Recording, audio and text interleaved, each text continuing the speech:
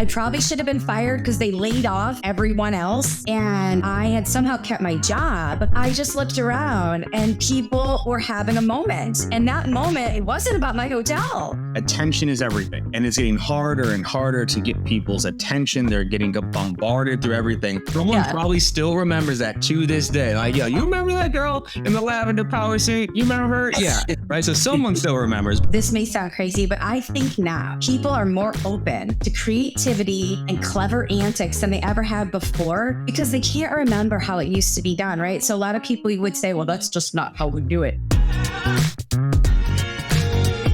When you think about your career, what is one of your biggest sales fails? Like one of your biggest, like, oh my God, I can't believe I did that or that happened. When you say that, something instantly just comes to mind. It makes me sweat a little bit. And it was years ago, I would say almost 20 years ago. And it was right after September 11th. And I was a salesperson at a hotel. I probably should have been fired because they laid off everyone else. And I was the lowest person on the totem pole. So there was only a couple salespeople left.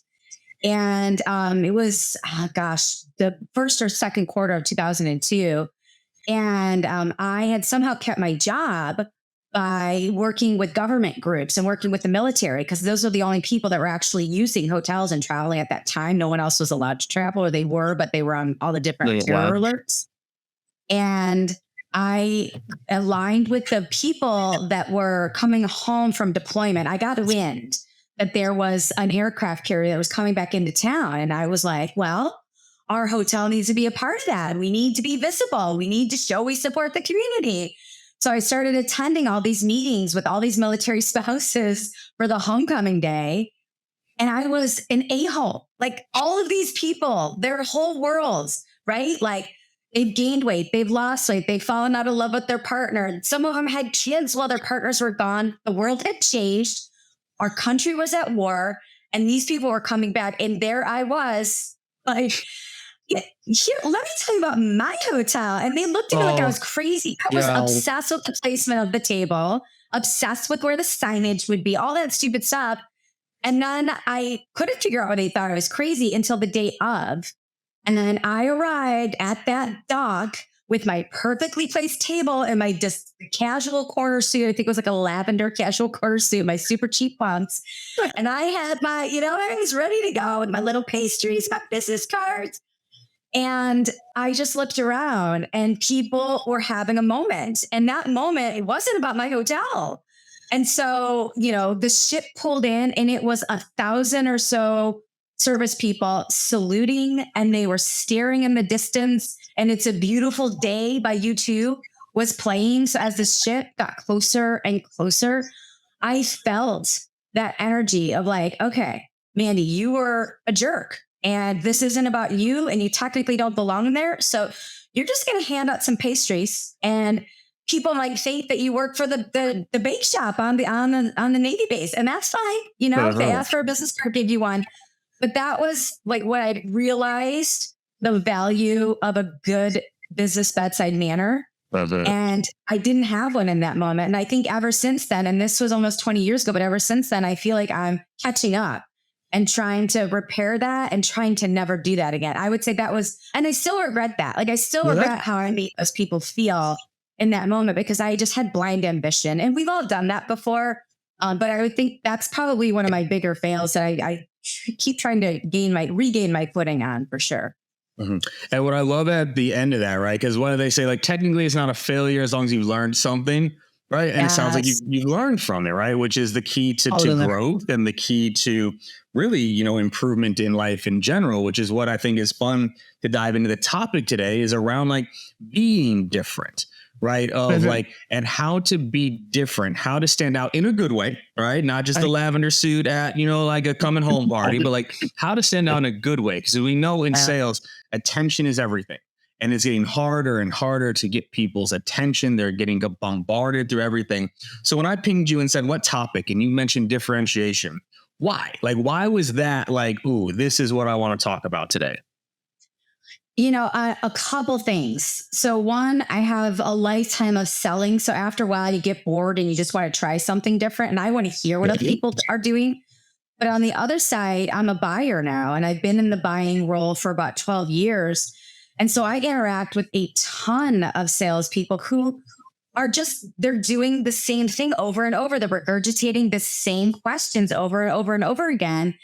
And I think the salespeople that try something different, they go out on a limb, they get clever, they're just a little more interesting. I remember those people. And I think being memorable is way more important right now because, as you know, you may work with a person at that company, but they may leave and go to another company.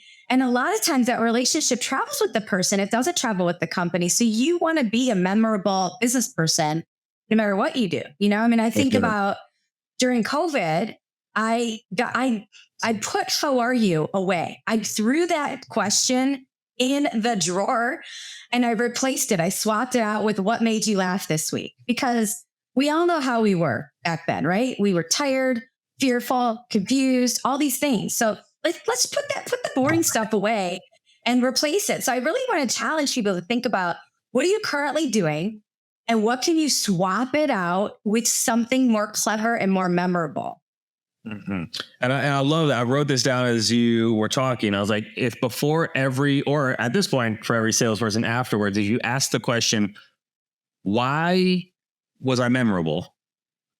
It might change your entire demo, because I bet by the end of it, if you asked, why am I memorable? And you go, oh, geez. Because I showed the deck, right? Like, there's nothing there. And so I love this as a premise of being memorable.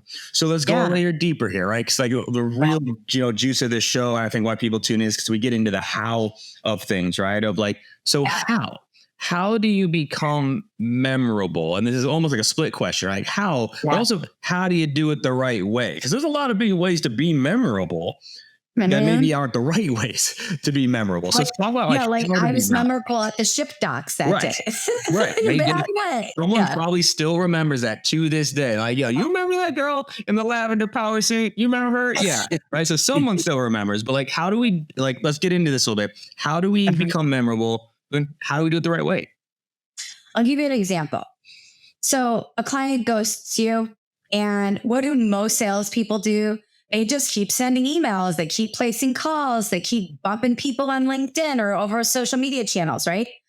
But why not create a choose your own adventure email and send that email to the customer and say, and you have to know a little bit about the customer, right? You have to know maybe where they went to college or if they have any kids or what, professional stalking, just a little bit, and ask them, here, I haven't spoken with you a while. I'm soon you're on an adventure. Were you attending the UNC alumni barbecue?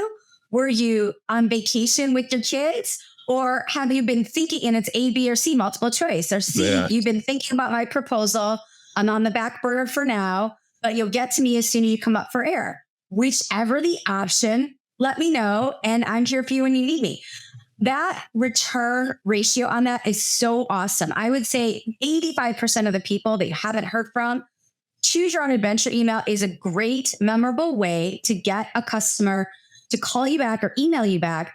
And the thing is, they may email you back saying, who are you? And I don't want to work with you. But that's an opportunity for a no, and an opportunity to ask why or how you can improve or who they're working with. So I think if somebody goes to you, send a choose your own adventure email. I think video, I think Vidyard is a sponsor or whatever, but any video is powerful. I know when I was doing an interview publishers for the book, I talked to all these different people, and one publisher, after we hung up, sent me a video on Loom after, and I hadn't used Loom yet.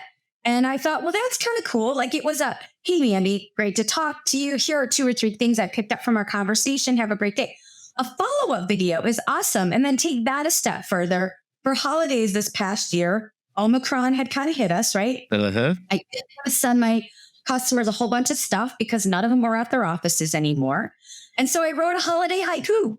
And a haiku is so easy. It's a 5-7-5 run scheme, and it related to their industry. And I put a Santa hat on with a super fun Zoom background, and I recorded myself, and I blasted it out to my customers. And I blasted it out to people that don't work with me because they were all going through that. So, write a haiku, choose your own adventure email, use video, There's so many ways you can be different.